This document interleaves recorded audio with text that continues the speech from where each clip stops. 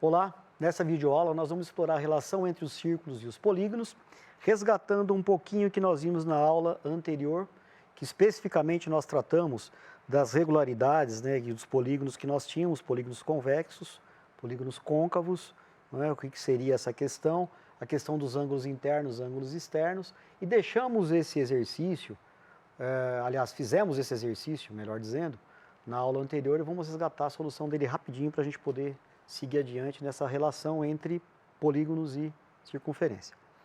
Muito bem. Vemos lá com essa figura, como nós fizemos, né, que o polígono é um polígono irregular, que a soma S dos ângulos internos de um polígono convexo de n lado, n maior que 3, é dado por essa expressão, na qual nós substituímos aqui, né, esse 5 menos 2 é igual a 180, que seria 540 graus. 540 graus nós igualamos ali a 90, né, mais x, mais 180, por conta de que nós fomos fazendo aqui as complementações, né, dos ângulos que nós tínhamos. Então aqui 90 por conta desse ângulo reto, o x eu usei, aqui eu fiz a suplementação desse e viemos fazendo as respectivas somas. Até encontrarmos aqui o resultado para x, que seria 120 graus. Bom, o importante agora é a gente explorar nessa aula essa relação entre os polígonos que são convexos regulares, né? Um polígono regular, que é o que a gente vai tentar explorar um pouco mais na aula de hoje, inclusive com exemplos e resolvidos para poder deixar bem claro como é que essa relação se estabelece. Vamos lá? Definição. Um polígono convexo é regular se e somente se tiver todos os lados congruentes e todos os seus ângulos internos também congruentes. Assim, por exemplo, o triângulo equilátero é um triângulo regular e o quadrado é um quadrilátero regular. Um polígono regular é equilátero e equiângulo.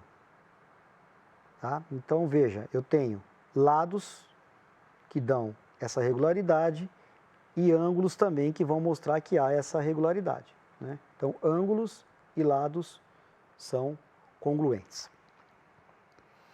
Relação entre polígono e círculo.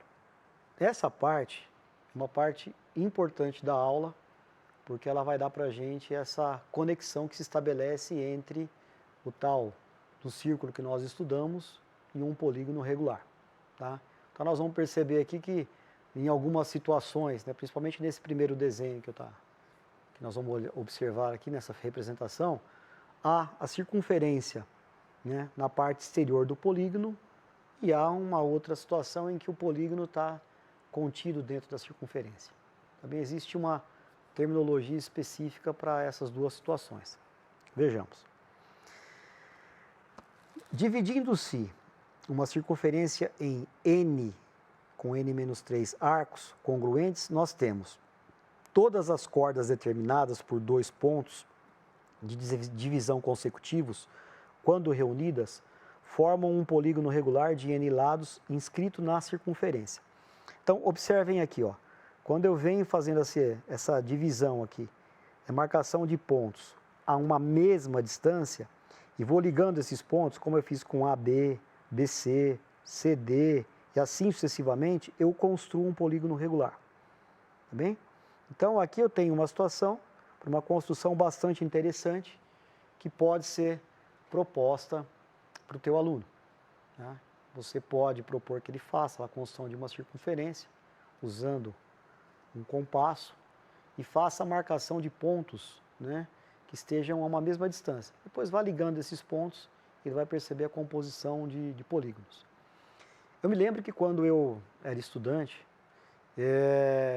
a professora fez que nós construíssemos um quadro, né, um pedaço de madeira, um quadro, desenhássemos ali uma circunferência, pregássemos alguns preguinhos ali em uma distância regular, percorrendo a circunferência, e ligássemos isso com uma linha, né? E aí você vinha identificando formas, e isso já era um movimento para poder estabelecer essa relação que nós chamamos de uma relação importante, né?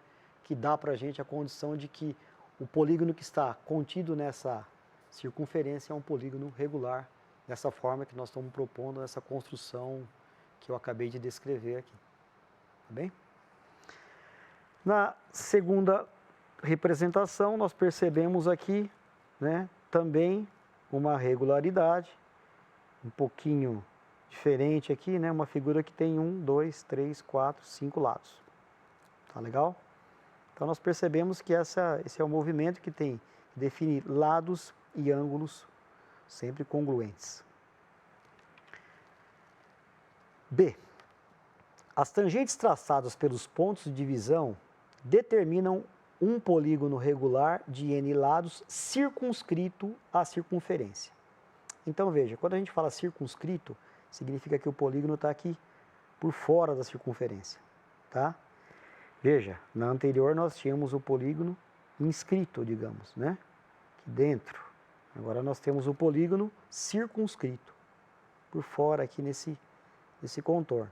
Seja na figura primeira que eu estou anotando aqui, seja na segunda. Bem, então há uma diferença, isso vai ser também bastante interessante para algumas questões que seguirão. C. Todo polígono regular é inscritível numa circunferência. Então veja, se ele é um polígono regular, né, ele é inscritível numa circunferência. Bem, então isso é digamos que é um axioma, uma proposição quase que indiscutível, né? A gente pode fazer a verificação, obviamente, como eu falei, né, por aquele quadrinho de madeira que a minha professora fazia, ou uma situação um pouco mais simples, com um sulfite, uma folha de sulfite, lápis, compasso, régua, você consegue fazer essa verificação. Isso é muito importante, né, que você trate disso com os seus alunos. Uma coisa que a gente percebe em algumas situações, quando a gente recebe alguns alunos, principalmente quando a gente vai trabalhar essas questões mais dentro da geometria, né, que seja numa aula mesmo de cálculo, né, cálculo diferencial integral, que é o cálculo 3, a gente usa um pouquinho mais de construções. É interessante a dificuldade que eles têm, né? E eu acho que muito disso, em algumas situações, na minha opinião, é por conta de ter se perdido essa aula de construções, né, de desenho geométrico, que é uma aula que eu tinha na minha formação. Vamos voltar aqui, gente. Bom, todo polígono regular é inscritível numa circunferência, ou, dado um polígono regular, existe uma única circunferência que passa pelos seus vértices. Também quer dizer, uma proposição, né, dita de uma outra forma, mas também já é justificada por si. Um polígono regular é considerado inscrito em um círculo se todos os seus vértices tocam a circunferência. Para que um polígono regular seja inscrito, ele deve ter todos os lados e ângulos congruentes. O círculo que passa por todos os vértices do polígono é chamado de circuncírculo, né? Isso é uma denominação que a gente dá porque a gente chama de circuncírculo, né? O círculo que passa por todos os vértices do polígono é chamado de circuncírculo. Por exemplo, um triângulo equilátero, um quadrado e um hexágono regular são todos polígonos regulares que podem ser inscritos em um círculo. O raio circuncírculo pode ser calculado a partir do comprimento dos lados do polígono. Então nós percebemos aqui que o raio ele pode ser determinado pelos lados. Então existe uma relação que a gente vai perceber aqui nessa construção, seja na figura que está aqui à esquerda, figura que está aqui à direita. Importante, o centro de um polígono regular é o centro comum das circunferências circunscrita e inscrita. Então veja lá, aqui eu tenho uma circunferência circunscrita, né? Um polígono circunscrito e inscrito, e aqui a circunferência. Então veja, aqui eu tenho um ponto comum que a gente chama de centro. Bem, isso é necessário que você faça. Se você for propor para o teu aluno construir essas duas figuras e fazer uma sobreposição, você vai perceber que é necessário que esse centro coincida para que a gente possa agora verificar o segundo elemento nessa observação. O apótema de um polígono regular é o segmento com uma extremidade no centro e outra no ponto médio de um dos lados dessa figura. Então veja, nesse desenho aqui, o que é o apótema? Eu pego o centro, vou ligar aqui ao ponto médio de um dos lados. Então aqui o ponto médio de um dos lados, eu estou pegando aqui e marcando, né? Fazendo a marcação dele aqui, ó. Esse é o lado que eu estou analisando. Então, esse segmento que eu construí aqui, ligando esse centro até esse ponto, que é o ponto médio, é o que a gente chama de apótema. Obviamente, se você perceber aqui nessa questão da regularidade, esse apótema vai representar o raio da circunferência. Combinado? Então, observem isso. Por quê? Porque em um dos exercícios, ou em algumas situações, a pessoa trata do apótema, ou ele vai tratar de raio, né? Basicamente, quando você tem essas figuras, né? Umas circunscritas ou com centro coincidente, como nesse caso aqui, e é um polígono regular, um círculo nesse caso, você vai perceber que esse segmento que você estabelece é o tal do apótema. Então, recapitulando, esse apótema, né, é essa representação que eu tenho aqui, desse segmento que está ligando esse ponto, que é o ponto médio, desse lado desse polígono que está em verde, com o centro da circunferência. Legal? 3. Todos os ângulos cêntricos de um polígono regular, vértices no centro e lados passando pelos vértices consecutivos do polígono, são congruentes. Então, a medida de cada um deles é dada por A índice C igual a 360 dividido por N, com AC, ou A índice C, igual aos ângulos cêntricos, tá? Que estão nesse centro da circunferência, e N lados que passam pelos vértices consecutivos do polígono. 4. Se um polígono regular possui um número par de lados, ele possui diagonais passando pelo centro. São as que unem vértices opostos. Se ela possui um número ímpar de lados, não há diagonais passando pelo centro.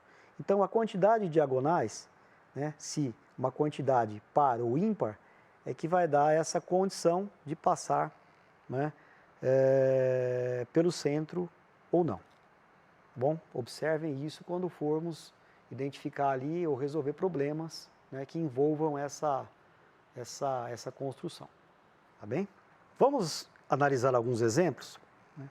Lembrando que a gente vai ter que fazer aquele encaminhamento que nós fizemos, né, nas aulas anteriores, ali, de montar uma equação, propor uma solução, analisar, mas vamos ver o que nos espera nesses exemplos aqui. Lembrando que no quadrado a diagonal passa pelo centro e sendo 8 o lado do quadrado, calcule. Então, eu destaquei aqui para a gente poder fazer essa análise, né? Primeiro, a diagonal. Então, ele quer que você identifique aqui a diagonal, o raio, né, da circunscrita, lembra da expressão circunscrita, o raio da inscrita, o apótema do quadrado. Vejamos. A diagonal, aplicando o teorema de Pitágoras, então aqui nesse caso, né, vai caber bem o teorema de Pitágoras, a gente viu ali nas aulas sobre triângulos, tá? E a gente vai resgatar um pouquinho aqui, isso vai ser feito permanentemente nas aulas também, essa questão de retomar um assunto, resgatar, né? Então, aqui nós estamos retomando o teorema de Pitágoras, vamos a ele.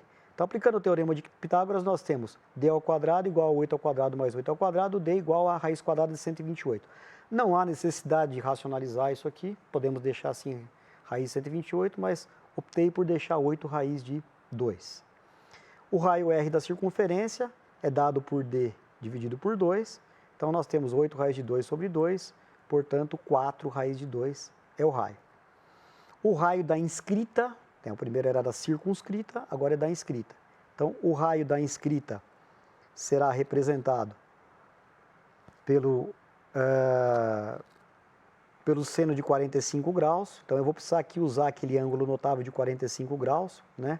Deixa eu só fazer um acerto aqui rapidinho, apagar essa representação que ficou sobreposta aqui. Então, eu vou pegar esse seno de 45, fazer aqui R minúsculo sobre R maiúsculo, e a gente vai chegar à conclusão de que esse Seno de 45, que seria raiz de 2 sobre 2, multiplicado por 4 raiz de 2, vai dar então esse raiz de 2 vezes raiz de 2, fazendo aqui a multiplicação da raiz pela raiz, a raiz ao quadrado, simplifico, divido aqui por 2 e tenho então o R da inscrita igual a 4.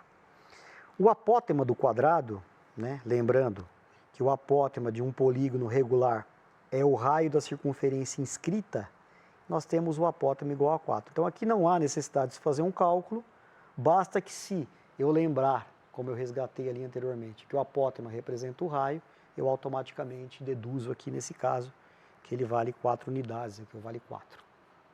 Ok? Vamos para a próximo exemplo. Determine o perímetro do quadrado ABCD circunscritível da figura. Tá?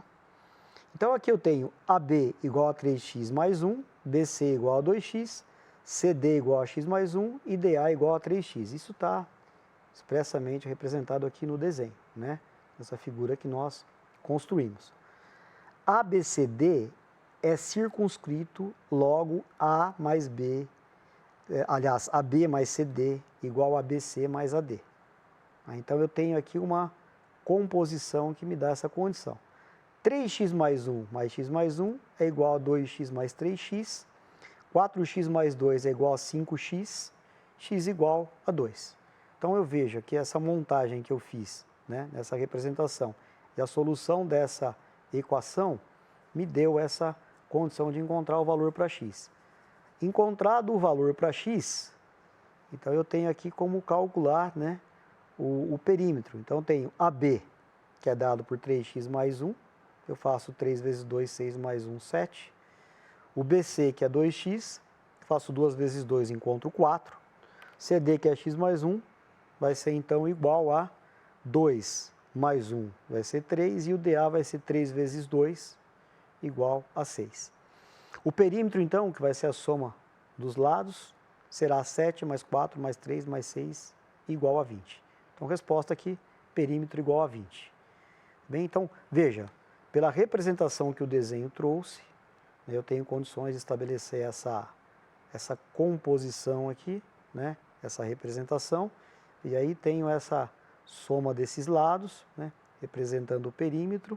Fiz aqui a montagem dessa equação de modo a que eu encontrasse essa medida para x, e aí encontrando a medida para x, eu pude estabelecer a medida de cada um dos segmentos.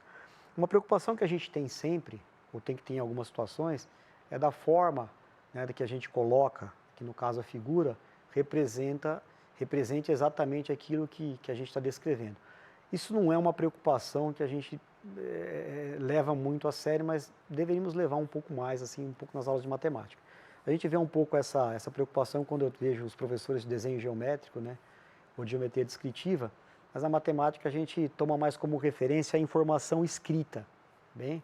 Então, se você olhar para essa situação, que você pode questionar, falar assim, uma deformidade aqui, eu posso fazer algumas sugestões, de fato, será que substituindo, colocando a régua aqui, a gente não tem que ter muito essa preocupação, não pode ficar extremamente, né, fora do padrão, mas uma diferença ou outra, não tem assim grandes questões, mas a questão da leitura, da interpretação e dessas etapas de solução. Ok?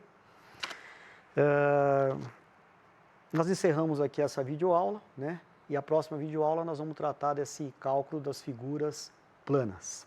Até lá!